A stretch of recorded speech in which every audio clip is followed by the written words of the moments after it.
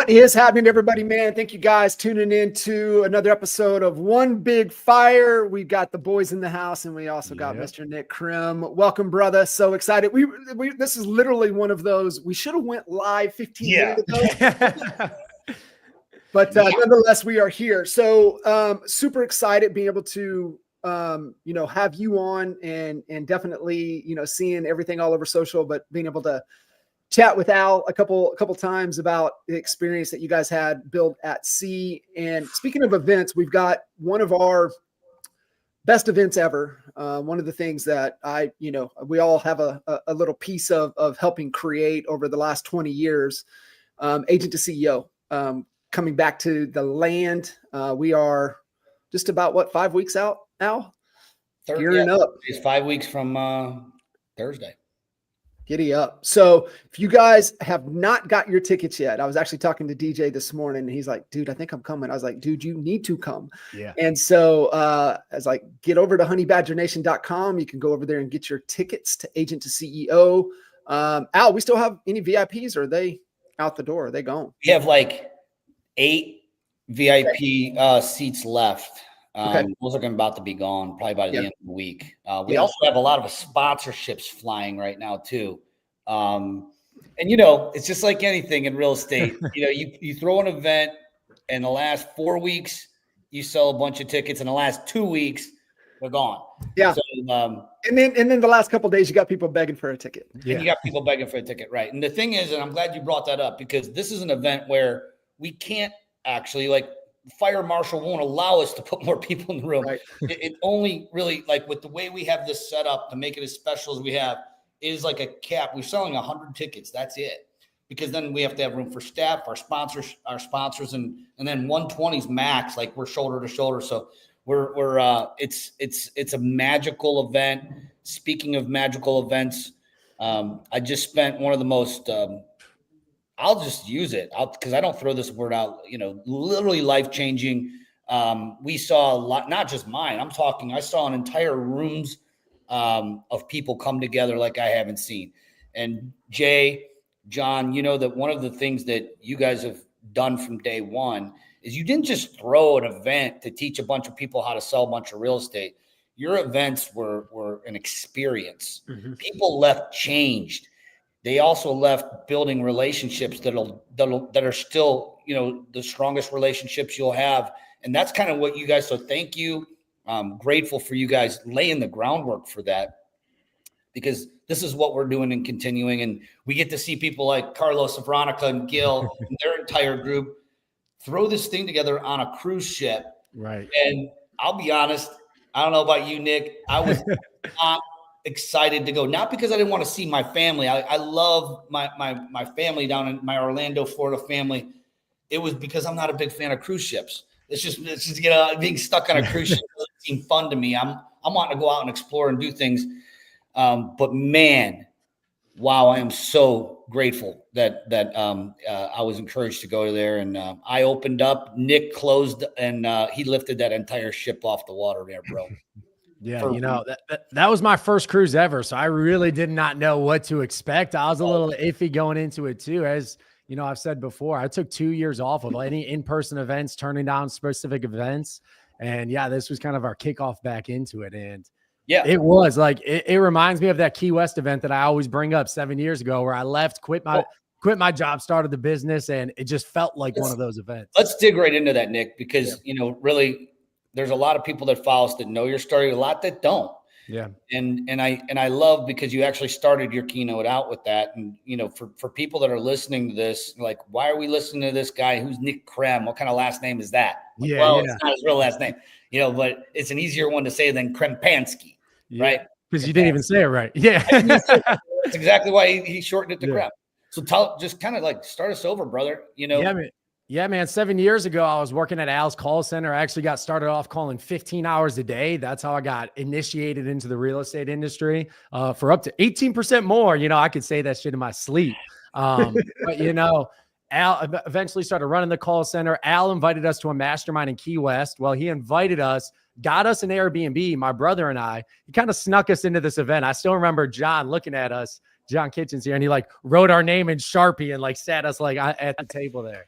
We went into that event. I felt like I was the most out of place person in the room because statistically I was. I left there thinking like I could take over the freaking world. Like you guys literally laid out a roadmap and said, this is all you need to do in order to make money and to be successful. And then the little naivete in me, I went back to the room. My brother, I had this huge whiteboard. I started having this I was like a mad scientist writing out. Yeah. We're going to do it differently. And my brother, if you guys know Michael, but he sat back and just watched me go. He didn't try to stop me. He just watched me go. And at the end, he's like, what makes you think you could do it better than them? Show me your proof. He's like, what if we just did exactly what they told us? And lo and behold, that's what we did. We grew our first business into 13 countries in all 50 states. At one time, we had a 7-bedroom content house in Orlando, Florida. Jay came down to it, literally turned the whole place into a video studio. And then we launched the world's first AI certified agent and created this institute. We're now an international company in this regard, which led us here today. Yeah, baby. Yeah. Just one event, one decision, just being in the right room and just saying, you know what? I'm just going to do it the way that's proven. Yeah, one event could literally change your thinking. It could also you could also wake up the next morning with a neck tattoo that you don't know. it can go in all different directions. Yeah, I definitely got that picture still. But what I love even more about that too, Nick, it's the individual that brings you and puts you in the room. And I'll never forget, I got introduced to Cuz in October of 2004. And it's funny, 100,000 people in our entire county. And like, we had never met each other, but I knew who he was. You couldn't go down the street without seeing a yard sign, a billboard, or a radio ad. And I remember that was the second year of platinum. And I remember writing the check. And you're like, dude, book the tickets, you're going. And I was like, man, that was one of the lessons that has always stuck with me. And that's what I push on to everybody. Is like, when you've got that, when you see talent and when you see somebody, you're pouring into them, get them to the events with you. That is, it's life-changing for a lot of people in that regard. And sometimes they would never, it's just awareness, right? A fish doesn't know what's above the water until it gets out of the water. And it's like, you don't even know what's possible until you get into rooms that create a whole nother level of awareness. And sometimes you would never even know to do that unless that individual sees that in you to put you in that room. Jay, is that signal moment that you're kind of, is that similar to, kind of that concept that you went down a rabbit hole on? Yeah. I mean, I don't know if I'm ready to share this one publicly. Yeah. It got raw, man. It got raw. Yeah. It was so unbelievable. It's unbelievable. It's like, you'd have to read it, but everyone on this call would appreciate it. I'm not so sure everybody else in the world is ready. It was interesting, man. I saw a post where somebody was talking to ChatGPT like it was God, and I was like, okay, well, that sounds interesting. And so I started asking questions about the signal, and like, when we get, when you meet somebody and you're like, you can feel they're vibrating on your level, and you just know, that's the signal. And at the end of the day, there's, it breaks it down into philosophies, all these different philosophies of, was that, how do we get here? And, it goes deep, but anyway, I highly recommend you diving into that. It's a fascinating little journey it's going to take you down, but at the end of the day, it took me into what I feel like my purpose is. Why am I here? What is this all about? What are we trying to do? Like, this feels right, but I think I feel like I should be doing this too, and it was just taking me through a process of, and then delivering frameworks, and like all the way down to I'm a big psychedelics fan. So it was breaking down a playlist, and it gave me a Spotify playlist of it breaks down music and how these these different certain levels of music bring vibrate at a certain level, and creating a playlist to get into that flow state where you're literally delivering the signal with everything that you do. You're emitting at that level. You're vibrating, and it just mind blowing stuff, bro. Like it just really, unbelievable. And so anyway, you go down a rabbit hole there. That one was about 3.5 hours. So yeah. Well, I feel like that's just a great point of just like the utilization of AI at a very high level. It's, you have a strategic thought partner, and maybe that was an idea you had at like 1 a.m. And it's like, who are you going to be able to call at 1 a.m. that will be able to vibe at that frequency, go deep on that exact thought, that has a PhD level, that and can pull information that you just don't even know exists, and connect data points that, look, it would take a lifetime to even get a fraction of that knowledge, and just really using this as a strategic thought partner, and not just input output. Write me this, write me that. It's man, critical thinking with this is where I believe the real magic happens. Yeah, 100%. 100%. Yeah. So I want to talk about one. I want to talk about something that I don't think anybody's thinking about yet. Maybe you are, Nick. So like I'm looking at all these AI agents that are, that everybody's playing around, and people, like what you said earlier, John, people are making these tools, and they're like, I had a guy that I respect, that built a tool. I know he's a real smart tech guy, but he built a platform, and it's making calls on behalf of the agents. And I listened to the call, and I'm like, okay, all right. He's like, well, how much do you think agents will pay for it? I said, I think it's going to be free in 90 days. So I don't think I would spend 2 years doing it. But that's because that's the problem with AI, right? And so, but here's what people are missing. Like, think about how I trust Chat GPT as much as I trust Jay Abraham or anybody else, or God or my pastor or anybody else that I've ever talked to. So for the most part, now it's been wrong once. It was wrong the other day, but for the most part, I pretty well trust it with everything, and we all do. And right, so like everybody's got to that point. When you get a call from somebody that's an AI based agent, it's only as good as what information has been fed. But that's where the problem is like, oh, here's all the objections you're going to get on a phone call. But when we start treating AI as like, man, thank God it's not a human, that's when it's going to change the game. And that's going to happen when we start uploading it with the things that it needs to know to have a conversation like we do. Then that's when it becomes dangerous. Right now, that's a manual. Someone's got to build that into the framework. But when you give it all the market information and all of the knowledge that we have and the experiences that we have in our life, when you give it that, and people are going to want to talk to AI. They're going to wish it was AI that answered the phone every time or made the call. And so like, it's going to make people more efficient. Like, it's going to make every real estate team on the planet is going to instantly become more efficient, because it's going to say it's going to call 100% of the time at the right time. And it's going to follow up, and it's going to say the right things 100% of the time. And the team leader is going to gain the efficiency of that. And that's what's exciting to me, is like, I'm a nerd about efficiency. Like, I like efficiency. Dude, so like, I love that you just said that. So I hear in Matt and DJ's office, and obviously, they're with Place. So I was overhearing a training call on the sales side of things. And it's one of those, I'm like, I can't stand that guy, but I love that guy. Right. Cause he's like, he's right. But he's also like chewing some ass. And he goes, you guys have X number of market reports and X number of people searching properties. That statistically across all platforms equals X number of business. And you ain't making no calls. And I was sitting back and I'm like, they never will make the calls. They never, ever will make the calls. They're just not going to. And that's kind of, when I look at people that are like, got to make the calls. And I'm like, they ain't going to do it. It's just not going to make the call. So where that's going to slip in, and Nick, I would love your 2 cents on it, but that's what Jay was talking about there. I was just replaying how that was going down and where that's going to go. And to your point, it's like, as a team lead, I'm going to be like, thank God this thing can make calls for me, because I know my team ain't going to make calls. Yeah. It's a high level efficiency problem. Like, when you look at all the scale of all the things that are really inefficient, real estate teams and calling leads is the most, because if you either hire one really good person to do it, and that's not better than your best people that do it, but it's better on average than the bottom 5 people that do it, right? Now let's take that and make it the most efficient you can. It is going to take some adoption but when people know that person is better than a human, then they're going to talk to it like they would a human, and that's what's going to happen.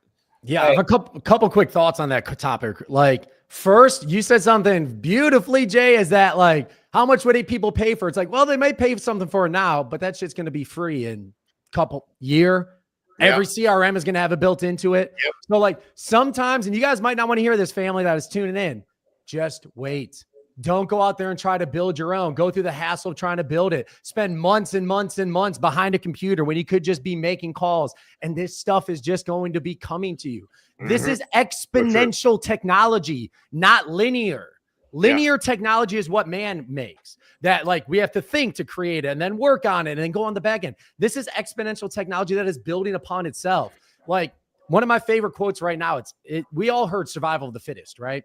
That's not the real quote. The real quote is, it is not the strongest of a species, nor the most intelligent that survives. It is the one most adaptable to change. So if you're trying to be the smartest person in the room and think you're so smart that you can create these AI tools that no one else is thinking of, chances are an AI agent is going to be able to build it quicker. It's going to be done for you and right into your inbox. And on that same note, as far as what you can do to prepare for that moment. So you said something else too, Jay, like what a lot of companies have tried doing, like Klarna, for example, they went 100% AI agents. They lost over $40 billion in their company stock because they went 100% AI agents. And what they did as a mistake is they just uploaded their systems and processes into the AI agents. They didn't go deep into building, and this is what you were referencing, maybe without referencing in it, a company knowledge base. A company knowledge base. That is the most valuable thing that you will have. Your calls that you have with your team, record and transcribe them. Every single phone call that you make, record and transcribe it. Imagine a company knowledge base for your calls, because how much shit have you dealt with where it's like, man, there's no way I can make this up. Like, how can you handle this specific objection? Right. And if it's not on the sheet, AI will hallucinate and they'll do what they try to do and just solve the problem. But if you have your parameters, your scripts, your objections, that's cool. That's good. It gives it a guideline. But then if you have hours or even years of phone calls, like your best phone calls built into it for your language patterns, what to do in these specific situations, and build that company knowledge base. And then guess what? Every time there's a market update, the AI agent automatically feeds the new market update into it. So you don't even have to do that. That's how you build a perfect caller. But then think about this too. So that's outbound. What about inbound? I mean, how many times do you guys get a got a minute, right? Like got a minute from somebody on your team, or just even agents in this ecosystem? Imagine then your company knowledge base, everything you know, built into this AI agent that people on your team can call into. And it's like talking to Jay to get, it knows your mission and knows your core values and knows where it's going and knows how you respond to things. Why? Because you have a company knowledge base. Do not go out there and try to build the entire thing right now. These things are like, they're already being built. They're on the way. What you need to do right now is focus on what would your perfect employee have. All of your calls should be recorded. All of your Zooms should be recorded. Literally just record and transcribe everything and just start building that company knowledge base. Yeah, I think, understand the concept first, right? And it reminds me of, I can't think of his name, but it's They Ask, You Answer, right? So remember he owned the pool company with a couple of his buddies, and he worked the floor, and every time somebody came in and asked a question, he recorded a video and put it up on the website for their FAQs, and everything was recorded. That was like the first of that concept. And so I love what you're saying. And Al, that's what, Kyle, what we talked about Whistle does with his team, is where they record every team meeting and put it in. Now they have a resource center that everybody can go to. They have all their SOPs. They have everything in there. They have all the scripts, but now they can go search and get the answers and on their way. Exactly what you're talking about. I absolutely love that. There was one thing in there kind of talking about from a team perspective. There was two things, and I want all of y'all's take on these two things. So Brendan Burchard was on Ed Milet's podcast a couple of weeks ago, and fantastic conversation. I can't it's one of the best. They talk about doubt and how to work through doubt. Two best in the world to listen to that on. And they didn't get into it, but Brendan said something at the end. Brendan's probably one of the most connected human beings on the planet, right? He said in the next 18 months, roughly 30% of the jobs people working right now will be gone. 30% in the next 12, 18, 24 months. Let that sink in for a second. And then I'm on Roland Frazier's newsletter, Roland's Rift. And of course, he's big in the M&A space. And what they talk about when they see these companies, and he's working with the best of the best, right? High level, everybody consults with Roland at some point. And he said, it's not downsizing or whatever with teams. He says they're pancaking. And what he means by that is they're taking their best human that leads one department and then they build out everything else with AI. So now you have, and what he's even saying is that you're going to see a head of growth, not a head of sales and not a head of marketing, but a head of growth that will oversee all growth and revenue. One person. You have head of company, head of growth. You have head of operations and finance. It's what I did with Cuz. I mean, it's just like you typically bring that skill set with you. And then what he says is the most important new seat at the table, head of experience. He said, that's it. That's it. Head of company, head of growth, head of ops and finance, and head of experience, and everything else will be AI driven. So I think on that topic too, you know, I think I hear this all the time. It's like a marketer's favorite quote right now. AI is not coming for your job. Somebody using AI is coming for your job. But I feel like the honey badger in me gets ignited when I hear that. I'm like, yeah, give an average mother effer AI and yeah, tell them to come take my job. You can't just take an average person and give them AI and they're better than you. Right. The people like, look, if you guys have been working on your skills, working on your habits, working on your own personal development, AI will just become exponential version of yourself. I believe it's still you versus you, but now it's you versus the version of you exponential with AI. It's you AI. So like, if you've been skilled and mastering your specific skill that you can then build into something, you're great. Look, this technology is going to make your life so much simpler. Like, what I don't want people to do is leave a call like this and then go and spend hours and hours and hours behind their computer thinking that AI will help solve their problems. No. What comes to darkness comes to light. All those bad habits that you've been having, AI will not solve them. If you have been consistent, if your habits are good, you've been successful, you mastered your skill, you mastered communication, AI is just going to come in and make your life so much simpler. So now don't go out there and try to buy every AI tool because look, I mean, how many do you see pop up on your timeline? They're all going to solve your problem. Stop working so hard. That's literally going to set you up for failure. Now is the season of skill. Hone your skills and then AI is going to come in and just make your life exponentially simpler. You're going to be that one human that is selected because of your habits, because of your success, because of your mastery. Yeah. So I think that's just a reframe on. Yeah, go ahead. I love that, Nick. So I got a question for you. You know, all of us, you know, lifelong students of it's never the best agent that wins, right? It's always the best marketer. Yep.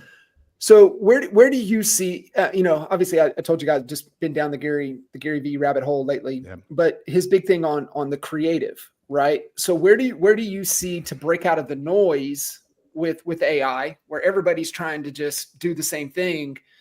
Like where does storytelling, where does the direction, where does the creative move into the future to break away from the noise? I feel like for me to break away from the noise, I mean, just the way that I use AI, I call it the 95-5 rule, right? A lot of people try to go 100% AI. And I like to use this in football terms where it's, look, you let AI go 100% of the way, it's going to fumble on the 5-yard line. It doesn't matter if you go 95 yards. If you fumble or throw a pick on the 5-yard line, nothing else matters. So AI can help in the creative process, in the critical thinking. You can upload your best videos run it through Alex Hormozy, run it through Dan Kennedy, run it through building a story brand, run it through Maslow's hierarchy of needs to help you conceptualize your storytelling ability. But you as the person, as the expert, still have to bring it that 5 yards. So like, to really break away, it's that 5 yards.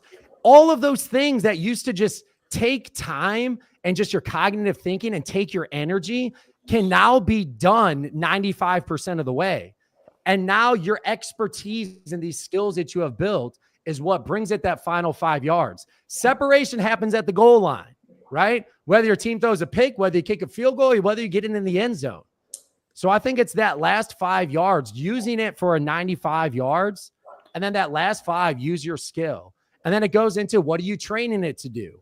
Do you have the right input? Do you have the right data? Do you have the right information for it to be able to read and grow? Because you can't just go into ChatGPT and say, hey, I want to write a story for first-time home buyers and then sit there and clap because of how fast it goes, right?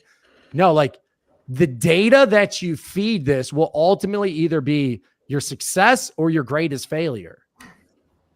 Guys, we just had some breaking news come in. This is mind-blowing. You'll never believe this. Ironically, as we're talking about AI, AOL just announced they're ending their dial-up. What? They announced what? AOL just announced they're ending their dial-up service. They're no longer. We can't use a dial-up anymore. Oh man. Can you believe that we're having this conversation right now? Now it was announced yesterday, I guess. But I mean, can you believe some people are still using that shit? You've got mail. We're talking about expanding our minds into other dimensions that really they exist, but we're able to reach them through the power of this artificial intelligence machine. That's, and the other pinch me moment is, guys, listen, this conversation will be fun to listen to in 2 years. Yeah. Even a year from now. Like, remember when we were talking about this? You're talking about replacing people. How many times when you're like, we have this computer, right? For how many years we're going on like with our bank and we're listening and we're like, God damn, I just want to talk to a human. Hit 0. Yeah. Jay, you had said it. Everything's gonna change when people want to talk to an AI agent versus a human. Yeah. And that's coming. I think in the next 12 months, I'm going to be 0 wanting to talk to the AI agent because I want to talk to the person. No offense to the Filipinos. I love Philippines. But how frustrating is it when I just want to get an answer to a question that's simple and I have to ask it 6 times because they don't understand how we speak. They don't understand our language. And, and this is coming from someone who hired a lot of overseas people with our call center. Nick, he ended up managing them all. Yeah. So it was a challenge. So like think about this shift that's going to be happening when it happens. But I think you guys made a good point. We're not there yet. Like I still know when it's an AI agent calling me right now, and there's going to be a lot of disconnects and hangups. But as it gets smarter, and it will, we're going to be rather talking to them. When? It's going to feel like the AOL dial-up that we're seeing right now. It's like no one would use an AOL dial-up. Yeah. It's as soon as you start to trust it more than you trust a human, that's when it shifts. It's just a matter of time, right? So remember, the definition of trust is just authenticity, vulnerability, transparency times time. You just need more time and you have more experiences. Your people close to you having experiences, they're telling their success and their experiences, and then it catches. It's close. And it's just a frame. It's like, well, I don't know if we'll ever get there. I mean, there was a time when you don't give your credit card number online to random people. You don't get in a car with a stranger. And now that is literally Uber's entire business model and everybody just does it. We put our kids in Ubers. Are you kidding me? People are putting their kids in Ubers, to pick them up from school. So I feel like it's just one of those, yes, it is coming. You might not see it right now, but I just like this simple frame. What will people pay more for? Like they might say they're afraid of AI, like they're uncomfortable with it. What would someone pay more for? A phone or a phone with AI? A car with AI? Refrigerator with AI? They might tell you one thing, but their money tells you a different story. They see it as more valuable. They see it as an enhancer. And I think one thing that we did cover just really quickly too, that I think will transcend and look good on the future is we are talking about your base principles and how you use it as a thought collaborator, because what's coming next is physical AI. Johnny Ive and Sam Altman combined to be able to create this AI agent, which they say will be the 3rd device that you carry around with you, your phone, your laptop, and this AI agent. The people who know how to collaborate with it to become a higher version of themselves, instead of asking it where the best freaking fast food place is or the best pizza or just filling their dopamine, because this is where we're going to see massive transcendence versus massive descendance. People are going to descend with this technology. Yeah. How many videos do you guys now see that are AI generated? And it's just going to fill it up. And if you're somebody who just consumes, you're going to have a hard future. You're going to be part of that 30% that is cut. Mm-hmm. Nick, I know you got a hard stop here in about 10, and I want to get to, one of the things I put in my caption was that, a lot of people have been, unless you've been living under a rock, everyone's been to an AI training, and there's a lot of people, there's a lot of good people, some of our Honey Badger friends that do a really great job, you being one of them. But how many times have you stepped out of one of those classes and you said, damn, that just changed my life. Damn, I can see myself reaching the higher version of myself with the tools that I just learned here. I haven't been to one except from last week when I stepped foot on that ship. And I know I speak for all 120 people that were in that room that, you literally, quite literally lifted that ship right out of the water, because it was really beyond. It wasn't. You didn't come up there and preach about this. You know, we had some really cool conversations before we came live about some different AI tools like Whoosy and some of these things that we're using in our business. But you know, people left changed people. And that's not easy to do. You talked about experience, Jay. You know, one of the things when we decided that we're going to do Agent to CEO again this year, and we have always focused on experience, but we're also very competitive alphas over here. So we always want to outdo the last year and make it even better, you know, which is hard to do when you're doing some pretty damn good events. And you know, Nick, kind of just really unlocked a lid that a lot of us had on how much we can actually grow and to become better humans, and reach that higher self that, at least if you're a grower, we're always looking for. We're always trying to be a better version of ourselves today than we were yesterday. And just to touch a little bit on it, because you're going to be speaking. I mean, literally, Jay, John, my message to you from the ship, what was it? It was like, you know, mix on stage, non-negotiable. Non-negotiable. I said, it's non-negotiable, boys. And usually it's like, hey guys, what do you think about this and this? And we like, I just knew you had to deliver the message on that ship to our friends in Cleveland that are coming for Agent to CEO, because, you know, it went beyond growing the business. When you can grow from the heart and soul to your brain second, and it starts to really unlock the potential. The first EGS I went to, it unlocked the potential I didn't even know was there.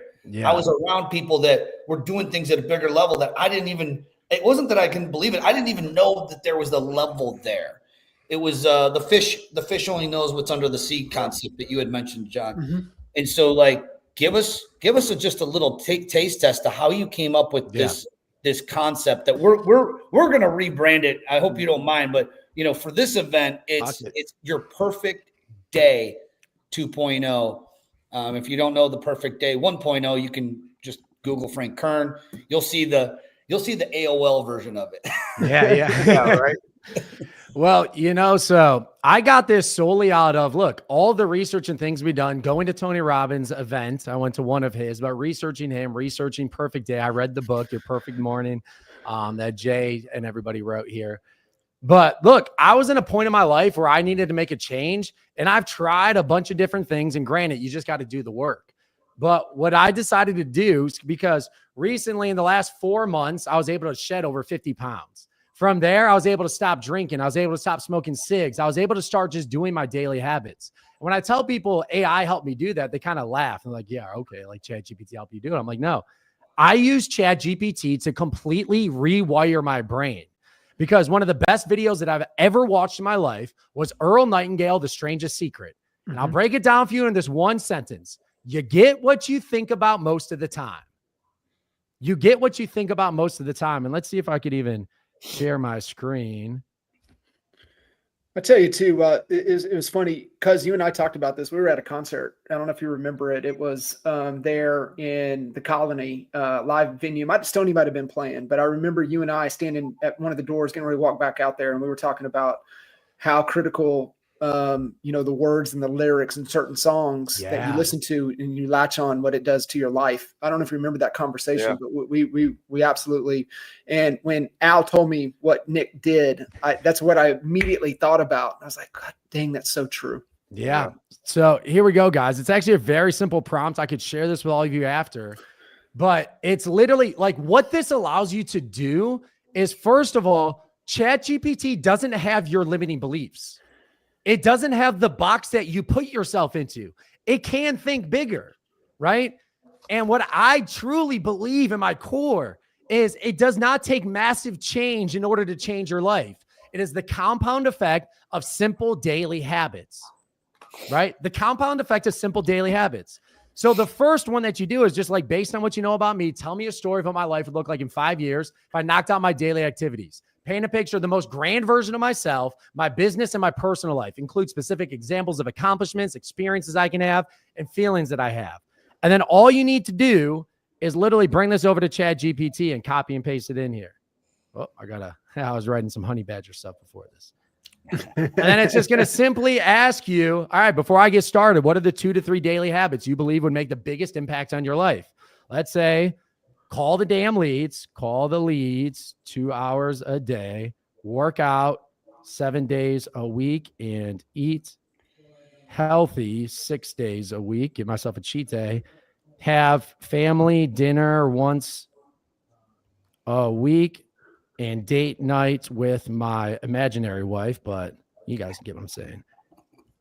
Literally just something this simple. And what this does is it can show you, if you just did your simple daily activities, it can start painting a vision of what your life can look like in 5 years. Some people like come to me like, yeah, but that's a little unbelievable. I'm like, it's unbelievable. You're limiting beliefs and how you don't think if you literally called leads for 2 hours a day, how much that can compound into. Goes into your personal workout.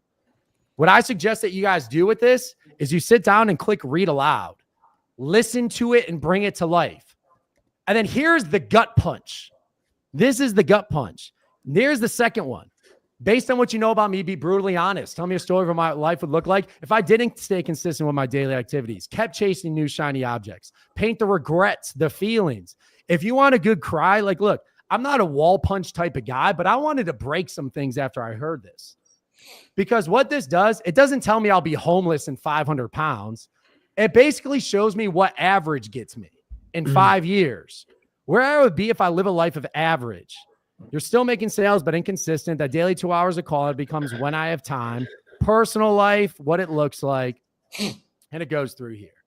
So it's one of those exercises, and I'm telling you, read aloud on this one. You're not going to like what you hear. I can tell you that right now. But do that exercise. But this is where it gets fun. And this is where I'm saying you can literally rewire your entire thinking using this exercise. So I go to the good one, and I simply copy it. And I could say, write me a song in the style of Eminem, Lose Yourself. That's like my ultimate pump-up song. So I just asked ChatGPT, write me a song in the style of, and you can choose whatever artist, whatever song that you like.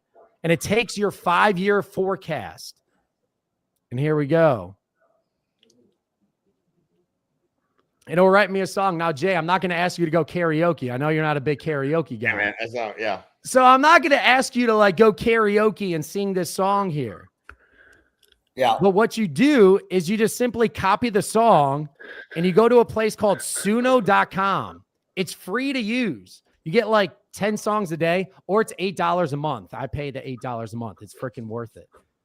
You copy the lyrics in, and I could say rap, 90s, rap, upbeat, motivational. So you tell it what kind of song you want to create. And if you have the paid version, I can go male, weirdness down a little bit, style up, and then hit create. And then what this does is it literally creates an anthem for your life of what it can look like, what your life could look like with just simple daily habits. And here we go. I don't think you guys can hear that, can you? A little bit.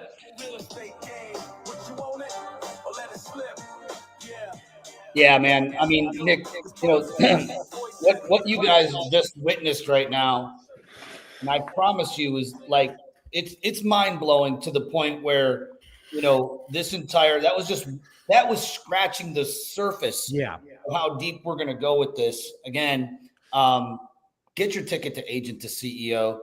If you buy a ticket and you come to day one, and by the way, I'm not going to tell you where Nick's going to be falling day one or day two, but I will tell you this: at the end of day one, if you're just not like, man, this was not worth my price for me to come to Cleveland, Ohio, I will not just write you a check. I'll get you ducats in cash and send you on your way back with a full refund. And I know that no one has that because you're gonna be changed. I'm not going to use the word blown away. What's going to happen is you're going to have some transformational shit. Okay. Yeah. Not just in your business, okay, personally in business. And we have some amazing speakers. Nick, thank you for sharing that. Yeah. That's just the surface of it. What you're going to walk away with is going to really change your life. And here's the more importantly, okay? It's going to give you the tools to change your daughter's life, Yes. your son's life, your wife, your husband, your girlfriend, whatever it is. And this is exponential. This is how you grow an empire. This is how you grow your kingdom. Okay. And growing through leaders. And you're going to now walk away with the tools. You're going to be a better leader. You're going to be a better mother, a better dad, a better brother, whatever it is. And you're going to be a better entrepreneur. And all of those, I believe, are the bricks we have to lay before we can be a great entrepreneurial leader in your space. So, dude, I love you, Nick, my man. I'm so proud of you. And, it's really, it's things are coming full circle, from the time when I met Mike and Jay and John was my personal coach. And I remember my signal moment was when Mike and Jay walked into my office in Cleveland, Ohio, and were like, "We want to invite you to this mastermind." And I was like, "Oh man, I can't afford to go to that. I just tore my hamstring. I'm on crutches. Shit's bad right now." I had every excuse in the world, and I made the decision to go to the Kentucky Derby on crutches. Like you made the decision to go to Key West. We've all made these big decisions. So this is an easy one. Come to Cleveland. Come to the land for sure. Absolutely. All right, boys. Nick, brother, I appreciate you. Thank you so much pouring into us as always. And let's get after it. Honeybadgernation.com, and we will see you guys in the land. See ya. Peace. See ya.